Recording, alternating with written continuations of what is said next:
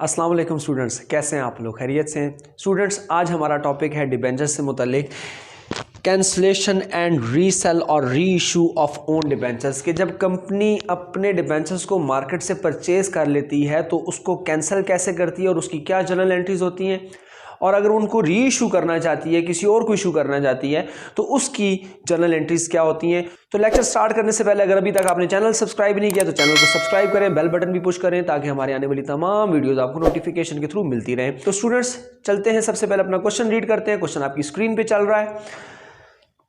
On 1st January 2010, a company has 12% outstanding debentures of rupees 4 lakh।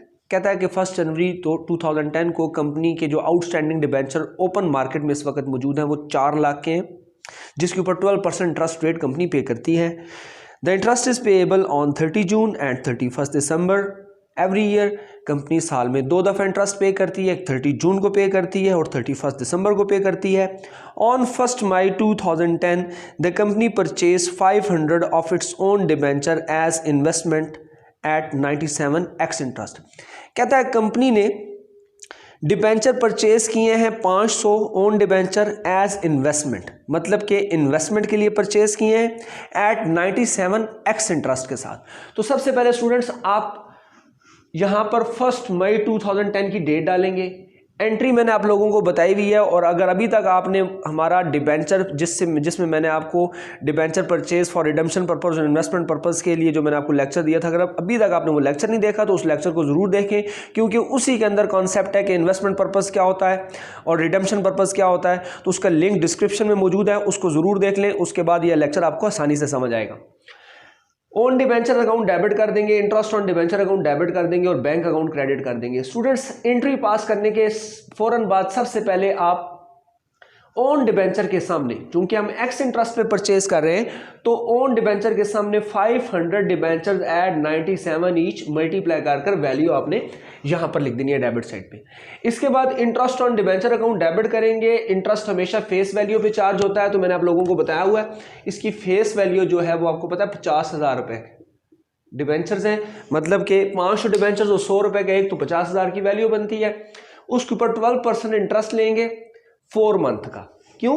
1 May 2010 को हमने जब purchase किए तो हमारे कितने मंथ मुकम्मल गुजर चुके हैं? जनवरी, फरवरी, मार्च और अप्रैल।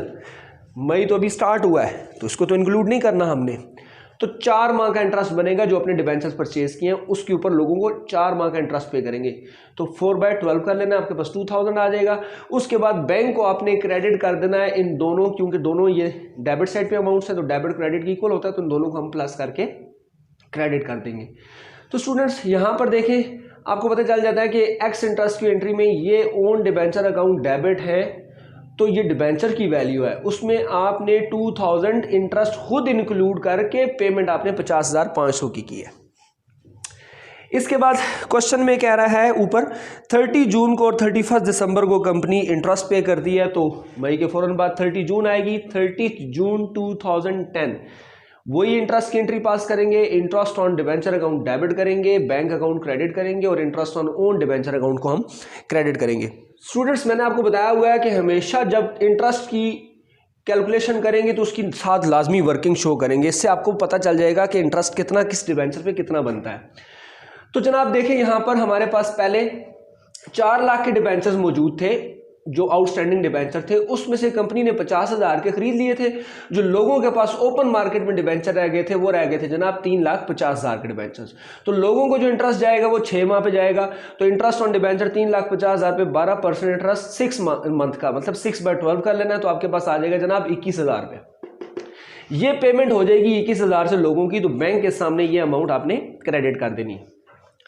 अब देखना है कि इंटरेस्ट ऑन ओन डिबेंचर कितना बनता है। तो हमने ये 50,000 के डिबेंचर जो परचेज किए थे तो लोगों को 4 माह का इंटरेस्ट पे कर चुके थे उस वक्त, तो जून तक 2 माह और बनते हैं, मतलब कि मई पूरा और फिर जून। तो 4 माह का पहले दे दिया था, 2 माह का हमें मिलेगा, तो 50,000 पे 12% इंटरेस्ट 2/12 करके 1,000 रुपये बनेगा। इसको आपने यहाँ पर interest on own debenture account के सामने क्रेडिट कर लेना। स्टूडेंट्स इसके बाद देखें डेबिट क्रेडिट साइड की इक्वल होती है, तो ये दोनों क्रेडिट साइड पे हैं, तो क्रेडिट साइड पे टोटल प्लस करेंगे तो हमें पता चल जाएगा 22,000 का टोटल इंटरेस्ट जनरेट हुआ, जिसमें से 21,000 का लोगों को चला गया और 1,000 का इंटरेस्ट हमारे पास रह गया। इसके बाद चूंकि कोई और ट्रांजैक्शन क्वेश्चन के अंदर नहीं है, मतलब कि कोई दोबारा और कोई डिबेंचर हमने परचेज नहीं किए इस पीरियड के दौरान, तो 31 दिसंबर 2010 आ जाता है फौरन, 31 दिसंबर 2010। तो जनाब 31 दिसंबर 2010 को कंपनी फिर इंटरेस्ट पे कर रही है। अब इन दोनों के दरमियान कोई और डिबेंचर परचेज हमने नहीं किए ऑन डिबेंचर्स, तो इसलिए डायरेक्ट हम दोबारा 31 दिसंबर पे आ जाते हैं। तो इंटरेस्ट की एंट्री वही पास करनी है, interest on debenture account debit, bank account credit और interest on debenture account credit. इसकी आपने वर्किंग कर लेनी है यहाँ पर स्टूडेंट्स। ये 31 दिसंबर 2010 की वर्किंग है। इंटरेस्ट ऑन डिबेंचर, चूंकि डिबेंचर्स और कोई नहीं खरीदे तो लोगों के पास यही डिबेंचर्स पहले से पड़े थे। 3,50,000 पे 12% 6 मंथ का लोगों को इंटरेस्ट चला जाएगा, जो 21,000 रुपया लोगों को जो इंटरेस्ट जाएगा वो हम बैंक के सामने क्रेडिट कर देंगे क्योंकि पेमेंट हो जाएगी। और देख लेते हैं इंटरेस्ट ऑन डिबेंचर कितना बनता है। हमारे पास वही 50,000 डिबेंचर्स थे, तो 50,000 डिबेंचर्स पर 12% इंटरेस्ट है। क्योंकि 30 जून के बाद 31 दिसंबर तक ये डिबेंचर्स हमारे पास ही रहे हैं, इसलिए 6 माह गुजरे तो 6 माह का इंटरेस्ट हमें मिल जाएगा 3,000 रुपया। तो ये जनाब आ जाएगा इंटरेस्ट ऑन डिबेंचर के सामने 3,000 रुपये। अब इन दोनों का टोटल कर लेंगे क्योंकि दोनों क्रेडिट साइड पे, तो दोनों को टोटल करके जमा करके यहाँ पे हम 24,000 से डेबिट कर देंगे। तो हम देख सकते हैं कि 31 दिसंबर को इंटरेस्ट जनरेट हुआ था टोटल 24,000 का, जिसमें से 21,000 का इंटरेस्ट जो है वो लोगों को पे हुआ जो उनके पास ओपन मार्केट में डिबेंचर मौजूद थे, और हमारे पास जो इंटरेस्ट ऑन डिबेंचर जनरेट हुआ वो 3,000 रुपये का हुआ। इसके बाद स्टूडेंट्स नेक्स्ट कहता है pass the journal entries if the company resell its own debenture at the end of year 2010। साल के एंड पे अगर कंपनी अपने ही डिबेंचर्स को कैंसिल करती है तो क्या एंट्री होगी। तो स्टूडेंट्स देख लेते हैं पॉइंट नंबर ए। ये पॉइंट नंबर ए है, डेट वही डालेंगे 31 दिसंबर 2010 की।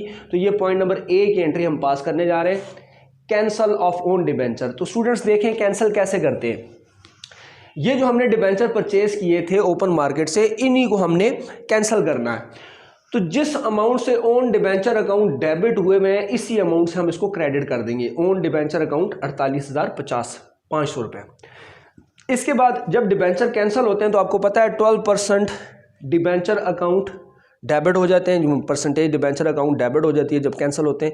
जब इशू होते थे तो क्रेडिट होते थे, इसी तरह से जब डिबेंचर कैंसिल होंगे तो डेबिट हो जाएंगे। परसेंटेज डिबेंचर अकाउंट डेबिट 500, इसको हमेशा फेस वैल्यू से मल्टीप्लाई करते हैं। 100 रुपये का एक डिबेंचर है तो 50,000 डिबेंचर की वैल्यू आ जाएगी। अब देखना है कि ये डेबिट साइड पे और ये क्रेडिट साइड पे, तो इन दोनों के दरमियान जो डिफरेंस है वो आ जाएगा जनाब आपका profit on redemption of debenture account 1500। तो ये आपकी हो जाएगी कैंसलेशन की एंट्री। इसके बाद नेक्स्ट क्वेश्चन में कह रहा है B option, if the company resell its own debenture at 105 at the end of the year, कि कंपनी ने अपने वही 500 डिबेंचर्स अगर री इशू कर दी हैं, रीसेल कर दी हैं, और एक डिबेंचर कंपनी ने री इशू किया 105 रुपये का, तो एंट्री क्या होगी। तो जनाब जिस अमाउंट से ओन डिबेंचर अकाउंट डेबिट हुए में इन्हीं को आपने री इशू करना है, तो ये आपके दोबारा से यहाँ पे क्रेडिट हो जाएंगे। ओन डिबेंचर्स अकाउंट को आपने क्रेडिट कर देना है 48,500 से। इसके बाद इसके अगेंस्ट पैसे रिसीव हुए, बैंक अकाउंट डेबिट हो जाएगा। बैंक अकाउंट को डेबिट किस अमाउंट से करना है, 500 डिबेंचर थे और 105 रुपये का एक डिबेंचर इशू किया, इसलिए इन दोनों को मल्टीप्लाई करके आपने 52,500 डेबिट कर लेना है बैंक अकाउंट में। पैसे आ गए हमारे पास, और जो इन दोनों के दरमियान डिफरेंस है वो हमारे पास आ जाएगा प्रॉफिट एंड लॉस अकाउंट 4,000 रुपये का। ये कंपनी के पास जो फालतू पैसे आए हैं एक रिजर्व जनरेट हो जाएगा। तो स्टूडेंट्स ये हमारा जो टॉपिक है ये बहुत इंपॉर्टेंट लेक्चर था इस डिबेंचर का। तो उम्मीद है आपको लेक्चर अच्छा लगा होगा। अगर लेक्चर अच्छा लगा तो हमारी वीडियो को लाइक करें और हमारे चैनल को सब्सक्राइब करें, बेल बटन भी ज़रूर पुश करें और हमारी अच्छी अच्छी वीडियोस लेते रहें। मिलते हैं नेक्स्ट लेक्चर में, तब तक के लिए अल्लाह हाफिज़।